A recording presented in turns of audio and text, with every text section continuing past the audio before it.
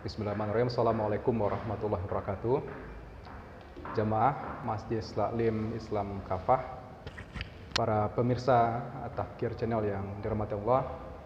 Pertama, segala puji dan syukur terlebih dahulu kita panjatkan pada Allah. Kedua, salawat dan salam semoga terlimpah curah kepada uswatun hasanah kita, Nabi Muhammad SAW.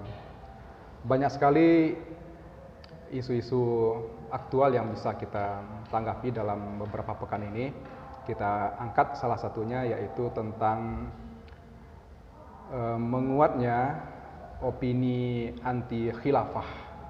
Nah, apa dan bagaimana insya Allah akan kita bahas dalam kajian kali ini.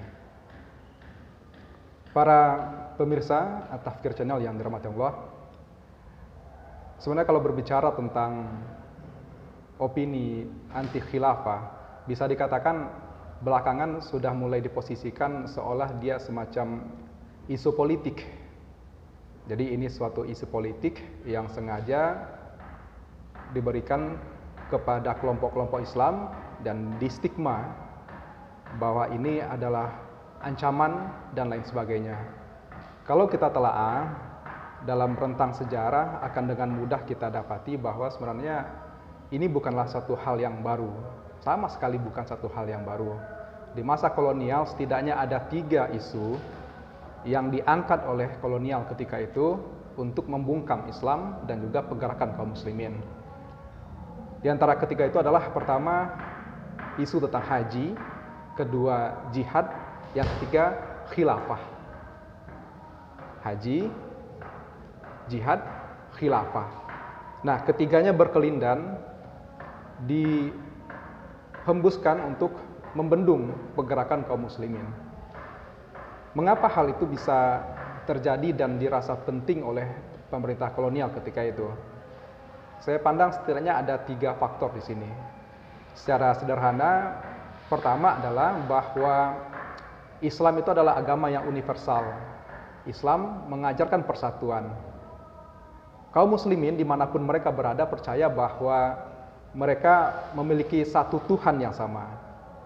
Mereka percaya pada Rasul, Nabi yang sama, kemudian kitab suci yang sama, kiblat yang sama. Bagaimana mungkin kesatuan tersebut ingin dipisahkan? Ini pertama, tentang universalitas dari Islam. Yang kedua, berkenaan dengan ukhuwah Islamiyah. Kaum muslimin percaya bahwa mereka ibarat satu tubuh. Siapapun, dimanapun, selama dia muslim, maka itu adalah saudara. Nah, ukhuwah Islamiyah itu tidak bisa dipisahkan dari kaum muslimin. Dan yang ketiga adalah tentang semangat pembebasan.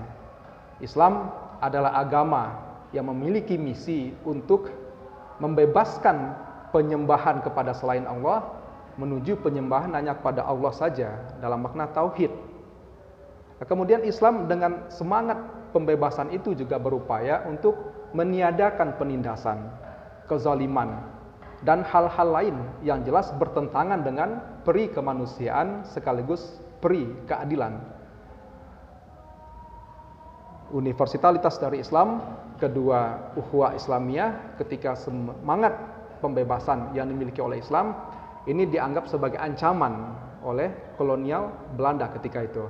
Sehingga sikap anti khilafah bisa dimaklumi sebagaimana juga sikap memata-matai orang-orang yang baru pulang naik haji dan juga menstigma jihad sebagai ajaran yang berbahaya. Nah, menjadi penting sekarang untuk dicermati adalah bahwa pertama, kata khilafah itu adalah sesuatu kata yang keluar dari lisan Rasulullah secara sahih. Terlepas perbedaan makna dan lain sebagainya, tidak bisa disangka lagi bahwa Rasulullah pernah bertutur dan mengucapkan kata-kata khilafah. Dalam banyak hadis itu terdapat.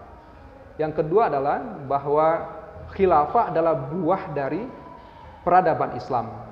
Jadi ini bukan satu yang terlahir dari peradaban Barat atau peradaban Timur, tapi ini adalah peradaban yang muncul dari Islam. Itu tidak bisa disanggah oleh siapapun.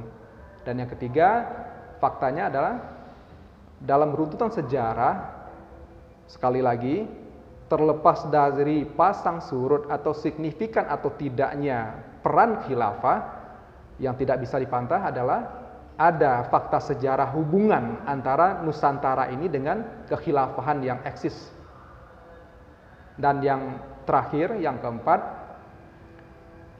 yang harus kita cermati juga, kalau beberapa puluh tahun lalu atau belasan tahun lalu khilafah masih diposisikan sebagai suatu mimpi, dianggap utopia, kemudian sekarang eskalasinya naik menjadi ancaman, sehingga di mana-mana orang bicara tentang ancaman khilafah, maka percayalah, sang waktu kelak akan menyeret khilafah ini menjadi sebuah realita dan kenyataan.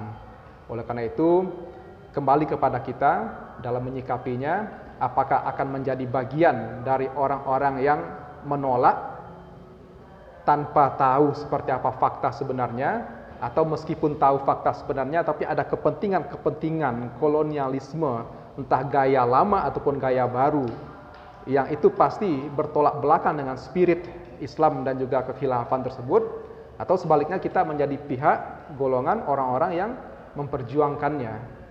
Apa kerugian yang akan Anda peroleh kalau khilafah itu berdiri?